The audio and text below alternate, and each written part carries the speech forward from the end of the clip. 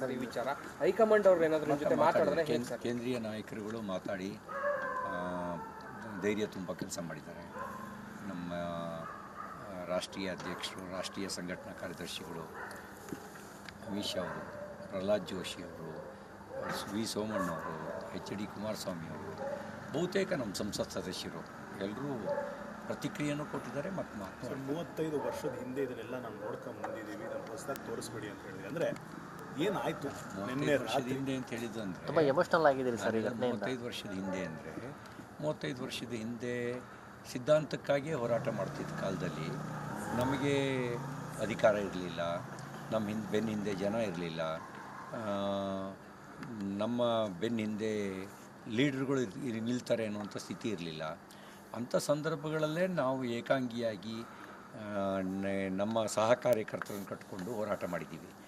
ಆಗಲೇ ಇಂಥ ಬೆದರಿಕೆಗಳನ್ನು, ನಮ್ಮನ್ನು ಪೊಲೀಸ್ ಸ್ಟೇಷನಿಗೆ ಅಲಿಸೋದನ್ನು, ನಮ್ಮ ಮೇಲೆ ದೌರ್ಜನ್ಯ ಮಾಡೋದನ್ನು ಎಲ್ಲ ಮಾಡಿಬಿಟ್ಟಿದ್ರು.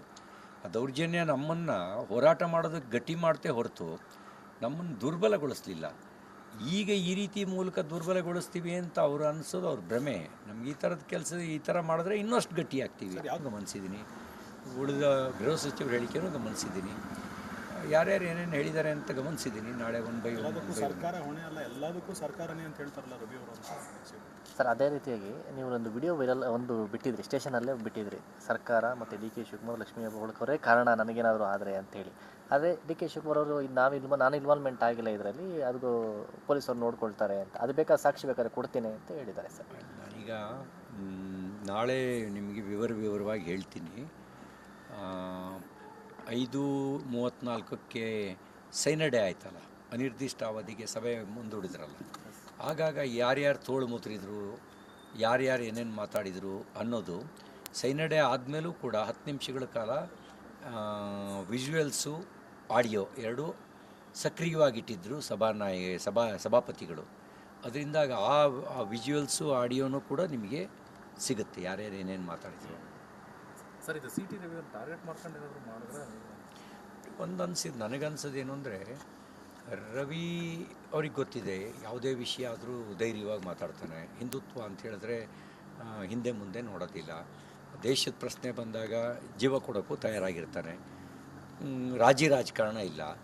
ಕೆಲವರು ರಾಜಕಾರಣ ಮಾಡ್ತಾರಲ್ಲ, ಆ ರೀತಿ ರಾಜಕಾರಣ ಮಾಡಲ್ಲ ಅನ್ನೋದು ಅವ್ರಿಗೆ ಗೊತ್ತಿದೆ. ಹಾಗಾಗಿ ಇವನಿಗೆ ಹಿಂಗೆ ಮಾಡಿದ್ವಿ ಅಂದರೆ ಉಳಿದವರೆಲ್ಲ ಹೆದರ್ಕೊಳ್ತಾರೆ ಅಂತ ಯೋಚಿಸಿರ್ಬೋದು. ನಿನ್ನೆ ಒಂದು ಇನ್ಸಿಡೆಂಟು, ನಿಮ್ಮ ರಾಜ್ಯ BJP ನಾಯಕರು ವಿಜೇಂದ್ರ ಅವರಾಗಿರ್ಬೋದು, ಅಶೋಕ್ ಆಗಿರ್ಬೋದು, ಯತ್ನಾಳ್ ಆಗಿರ್ಬೋದು, ಎಲ್ಲರೂ ಕೂಡ ನಿಮ್ಮ ಬೆಂಬಲ ನಿಂತ್ಕೊಂಡ್ರು ರಾತ್ರಿ. ನಾವೇನೆಂದರೆ, ಇದು ಒಂದು ರೀತಿಯಲ್ಲಿ ನಮ್ಮ ಪಕ್ಷವನ್ನು ಒಟ್ಟು ಮಾಡೋದಕ್ಕೂ ಕೂಡ ಕಾರಣ ಆಯಿತು. ಸಾಮಾನ್ಯ ಕಾರ್ಯಕರ್ತರು, ಹಿತೈಷಿಗಳು ಮತ್ತು ನಮ್ಮ ಪಕ್ಷದ ಎಲ್ಲ ಮುಖಂಡರು, ಅದು ರಾಜ್ಯಾಧ್ಯಕ್ಷರು, ವಿರೋಧ ಪಕ್ಷದ ನಾಯಕರುಗಳು, ಪಕ್ಷದ ಹಿರಿಯ ನಾಯಕರುಗಳು, ಉಪನಾಯಕರುಗಳು, ಸಂಸತ್ ಸದಸ್ಯರು, ಶಾಸಕರುಗಳು ಎಲ್ಲರೂ ಒಂದಾಗಿ ಪ್ರತಿಕ್ರಿಯಿಸಿದರು, ಒಂದಾಗಿ ಎದ್ದು ನಿಂತರು. ಬಹುಶಃ ನಮಗೆ ನಾವೆಲ್ಲ ಒಟ್ಟಾಗಲಿ ಅಂತಲೇ ಈ ರೀತಿ ನನ್ನ ಮೇಲೆ ಈ ದೌರ್ಜನ್ಯ ಮಾಡೋಕ್ಕೆ ಬಿಟ್ಟಿರ್ಬೋದೇನೋ. ಸರ್, ಈ ಘಟನೆ ಆಗಿದೆ, ನಿಮ್ಮ ಮನಸ್ಸಿಗೆ ತುಂಬ ಘಾಸಿ ಆಗಿದೆ, ತುಂಬ ಎಮೋಷ್ನಲ್ ಆಗ್ತಾ ಇದ್ದೀವಿ ಸರ್. ಇಲ್ಲ, ನನಗೆ ಒಂದೇನು ಅಂದರೆ, ಹೆದರಿ ಮನೇಲಿ ಕೂತ್ಕೊಳ್ಳೋನು ನಾನಲ್ಲ. ಆದರೆ ಹೇಗೆ ಎಲ್ಲ ಕ್ರಿಯೇಟ್ ಮಾಡ್ತಾರೆ, ತಮ್ಮ ತಪ್ಪುಗಳನ್ನು ಮುಚ್ಚಾಕೊಂಡು ಇನ್ನೊಬ್ಬರ ಮೇಲೆ ಹೇಗೆ ಅಪವಾದ ಹೊರಿಸ್ತಾರೆ ಅನ್ನೋದನ್ನು ನಾನು ಕಲಿತೆ ಇದರಿಂದ, ಹೇಗೆ ಮಾಡ್ತಾರೆ ಅಂತ.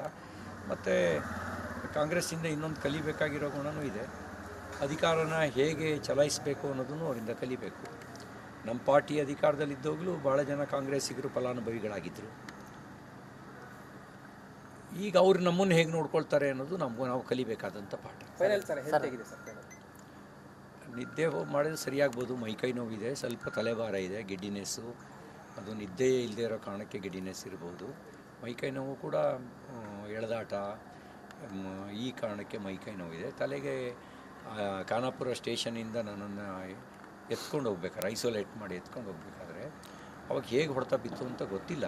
ಹಿಂದ್ಗಡೆಯಿಂದ ಹೊಡೆದ್ರು ಅಥವಾ ಎಂಥದ್ದು ಕಾರು ಟಚ್ ಆಯಿತು ಅನ್ನೋದು ಗೊತ್ತಿಲ್ಲ. ಅದಕ್ಕೆ ನಾನು CCTVಯಲ್ಲಿ ಪರಿಶೀಲನೆ ಮಾಡಿ ಅಂತ ಹೇಳಿದ್ದೀನಿ. ಸರ್, CT ರವಿ ಇಷ್ಟಕ್ಕೆ ಬಿಡಲ್ಲ, ಹೌದಾ? ನಮ್ಮ ನಿಮಗೆ ಕಾನೂನಾತ್ಮಕ ಕ್ರಮಗಳನ್ನು ಕೈಗೊಳ್ತೀನಿ. ನಾನು ಕೊಟ್ಟ ಕೇಸನ್ನ ರಿಜಿಸ್ಟರ್ ಮಾಡಿಲ್ಲ, FIR ಹಾಕಿಲ್ಲ.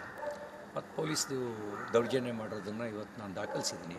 ನನ್ನ ಮೇಲೆ ಕೊಲೆ ಮಾಡುವ ಆಪಾದನೆ ಮಾಡಿರೋದನ್ನು ಕೊಲೆ ಮಾಡ್ತೀವಿ ಅಂತ ಬೆದರಿಕೆ ಹಾಕಿದ್ದನ್ನು ಕೂಡ ದಾಖಲಿಸಿದ್ದೀನಿ.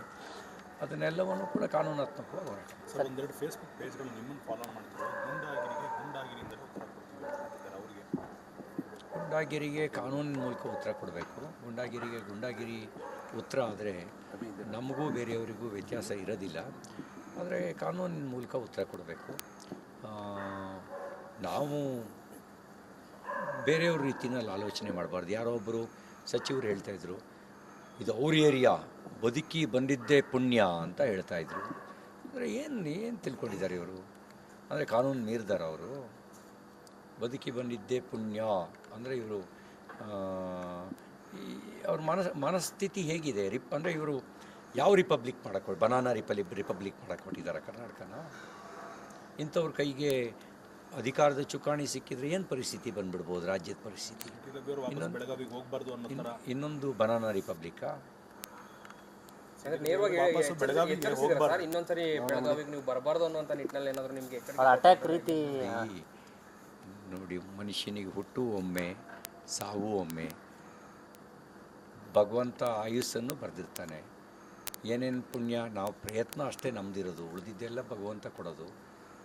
ಅವಕ್ಕೆಲ್ಲ ಹೆದರಿ ರಾಜಕಾರಣ ಮಾಡೋದಾಗಿದ್ದರೆ, ಅದು ಹೆದರಿ ಸಾರ್ವಜನಿಕ ಜೀವನ ಮಾಡೋದಾಗಿದ್ದರೆ, ನನಗೆ ಗೊತ್ತಿರೋ ಪ್ರಕಾರ 32 ವರ್ಷದ ಹಿಂದೆಯೇ ನಾವು ಅಯೋಧ್ಯೆ ಹೋರಾಟ ಮಾಡ್ತಿದ್ದ ಸಂದರ್ಭದಲ್ಲೇ ಕೆಲವರು ನಮ್ಮ ತಲೆಗೆ ಬೆಲೆ ಕಟ್ಟಿದ್ರು.